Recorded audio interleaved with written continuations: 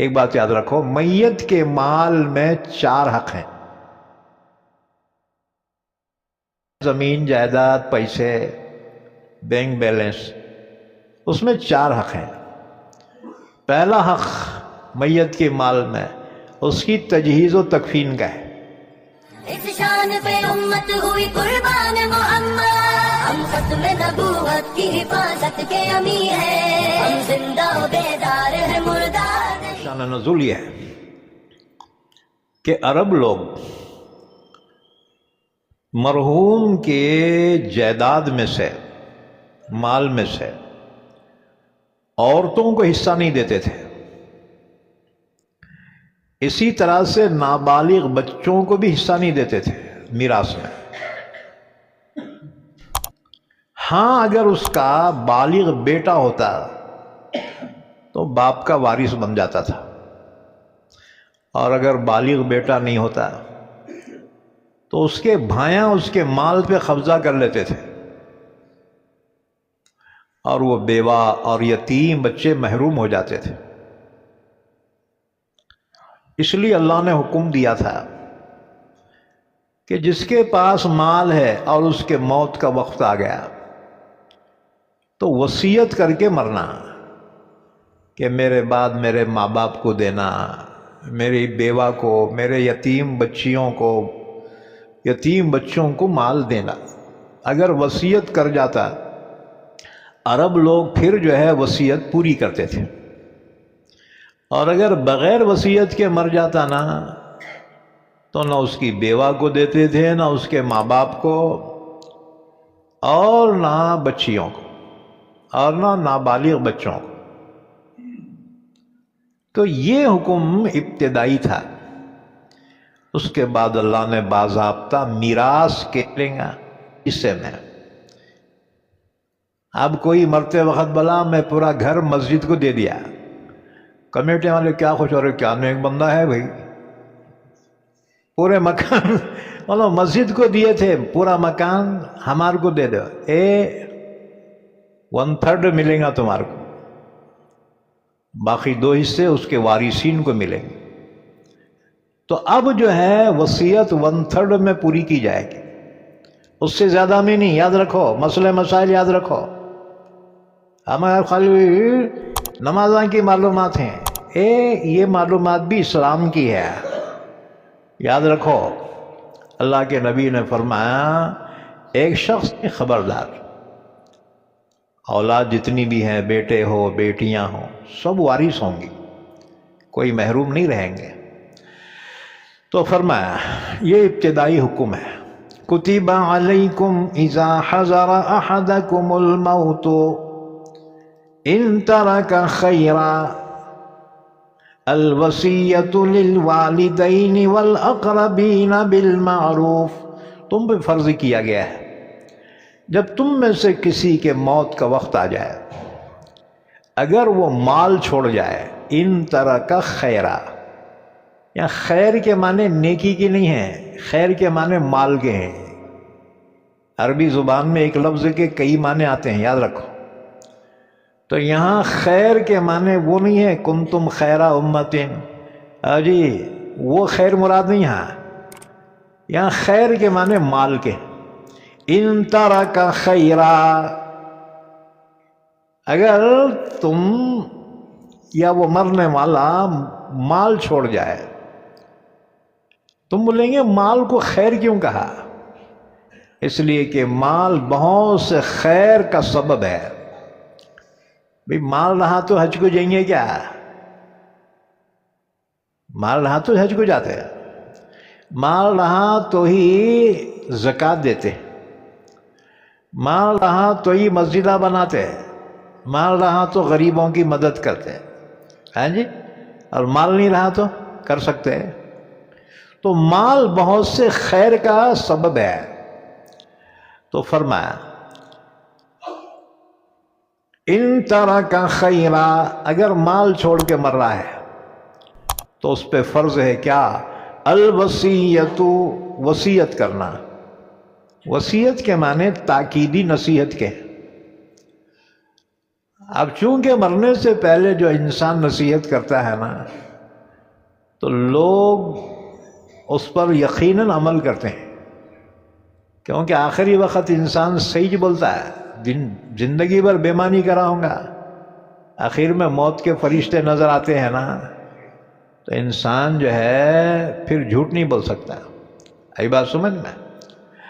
تو اس لیے اہمیت ہے مرنے والے کے آخری الفاظ کی، اور اس کو دنیا کا ہر قانون مانتا ہے۔ آخری الفاظ جو اس کے ہوتے ہیں نا تو اس کی بڑی اہمیت ہوتی ہے۔ تو اللہ نے شروع میں فرمایا وصیت کرنا اس پر فرض ہے اگر مال چھوڑ جائے۔ کس کے لیے کرنا؟ للوالدین، ماں باپ کے لیے، والاقربین، اور قریبی رشتہ دار، یعنی بیوی ہے، بچے ہیں، ان کے لیے وصیت کرنا شروع میں فرض تھا۔ بالمعروف، دستور کے مطابق، بےمانی نہ ہو۔ بعد میں پھر جو ہے مستقل اللہ نے تقسیم کے بارے میں آیت نازل فرما دی۔ ہاں اگر کوئی کرنا چاہے تو 1/3 میں پوری کی جائے۔ ایک بات یاد رکھو، میت کے مال میں 4 حق ہیں، زمین، جائیداد، پیسے، بینک بیلنس، اس میں 4 حق ہیں۔ پہلا حق میت کے مال میں اس کی تجہیز و تکفین کا ہے۔ ہاں جی، کسی سے بھیک مانگنے کی ضرورت نہیں ہے، اور کسی کو بولنے کی ضرورت تو بھائی ہے نا کفن دفن میں پیسے دے، نہیں، بلکہ میت جو مال چھوڑ جائے سب سے پہلا حق اس کے تجہیز و تکفین کا ہے۔ تم بولیں گے دین 10واں کرنا کیا ہے؟ جس کو شوق ہے اپنے جیب سے خرچ کر، ہاں جی، جس کو ایصال ثواب کرنا ہے نا میت کے مال میں سے نہیں، کیونکہ وہ وارثین کا حق ہے۔ وہ جس کو ثواب پہنچانا ہے نا جیب سے خرچ کرنا، میت کے مال میں سے نہیں۔ تو پہلا حق میت کے مال میں اس کی تجہیز و تکفین کا ہے۔ اس کے بعد بچ جائے تو دوسرا ہے قرض کا ادا کرنا، اور اگر مہر نہیں دیا ہوں گا زندگی میں تو وہ اس میں سے مہر کے پیسے اس کے بیوی کو دیے جائیں گے، اور بعد میں وہ میراث بھی اس کو ملے گی۔ یہی بات سمجھ میں؟ میراث اسے کہتے ہیں مرنے والا جتنی چیزوں کا مالک تھا اس کی وارثین ان سب میں حقدار ہوں گے۔ ہاں جی، ایک مسئلہ اور سمجھو، اگر زندگی میں باپ کسی بیٹے سے ناراض ہو کے اسے گھر سے نکال لیا، آنکھ کرنا بولتے اس کو، لیکن یہ مر گیا تو مرنے کے بعد وہ بیٹا بھی حقدار ہوں گا۔ ہاں جی، تو بیٹیاں بھی اسی باپ کی اولاد ہے نا۔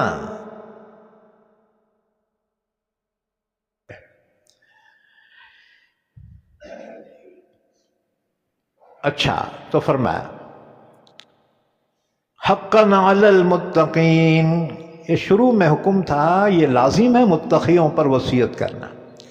فمن بدله بعد ما سمعه فإنما اسمه على الذين يبدلونه، وصیت کرنے والا وصیت کیا، بعد میں دوسرے لوگ اس میں کھاڑ کھوڑ کر دیے، ہاں جی، نہیں بابا ایسا نہیں، ایسا بولے تھے۔ اللہ نے فرمایا جو تبدیل کرے گا وہ گنہگار ہوگا۔ ان اللہ سمیع علیم، بے شک اللہ سننے والا جاننے والا ہے۔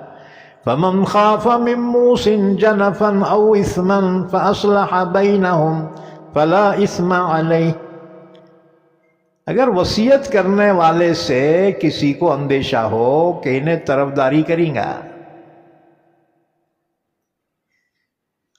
یا کوئی ظلم کریں گا، تو بعد میں جو ذمہ دار تھا وہ پھر اثر نو ہر ایک کو اس کا حق دے دے، تو اس میں کوئی گناہ نہیں ہے۔ اب عام طور سے لوگ وصیت کر رہے ہیں نا، وکیل کے تھرو، ہاں جی، باضابطہ وکیل کے ذریعے سے وصیت نامہ لکھوا رہے ہیں، بہت اچھی بات ہے، لیکن اس میں ہر ایک کا حق پورا پورا ملنا چاہیے، اس میں بے ایمانی نہ کرے۔